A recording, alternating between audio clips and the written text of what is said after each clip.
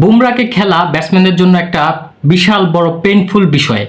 কারণ হচ্ছে বুমরা হাত থেকে যেই অ্যাঙ্গেলটা ক্রিয়েট করেন সেই অ্যাঙ্গেলটা অবশ্যই ইলিগাল। কারণ তিনি যেই হাতটা ব্যান্ড হয় সে হাত প্রচুর পরিমাণে ব্যান্ড হয়, যেটা ক্রিকেটে ইলিগেল।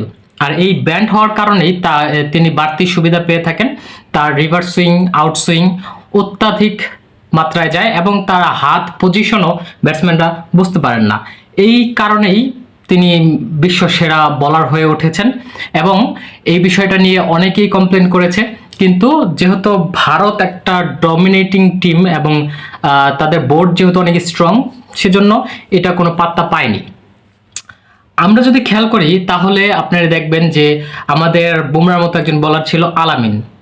সেই আলামিনও কিন্তু তার অ্যাকশনের জন্য বাদ পড়েন। সেটা আইসিসি প্রথম আবেদন করেন যে তার অ্যাকশনের সমস্যা, তারা এটার জন্য কমপ্লেন করেছেন। পরবর্তীতে তিনি বাদ পড়েছেন।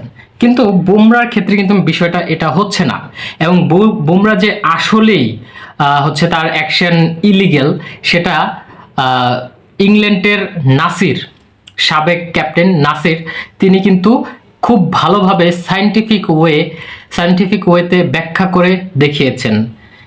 তারপরেও এই বুমরার এই বিষয়গুলো নিয়ে কোনো আলাপ আলোচনা হচ্ছে না। বুমরা একটা বাড়তি অ্যাডভান্টেজ পাচ্ছেই, সে কারণে ভারতও পাচ্ছে এবং বুমরাকে খেলাটা খুব ডিফিকাল্ট হয়ে যাচ্ছে ব্যাটসম্যানদের জন্য এবং এইটা কন্টিনিউই থাকবে। কারণ আপনি যদি ক্রিকেটের মধ্যে, খেলার মধ্যে একটা ইলিগাল জিনিস নিয়ে আসেন এবং সেই ইলিগাল বিষয় যদি আপনারা কেউ কথা না বলতে পারেন, সেই ক্ষেত্রে এটা আনফেয়ার।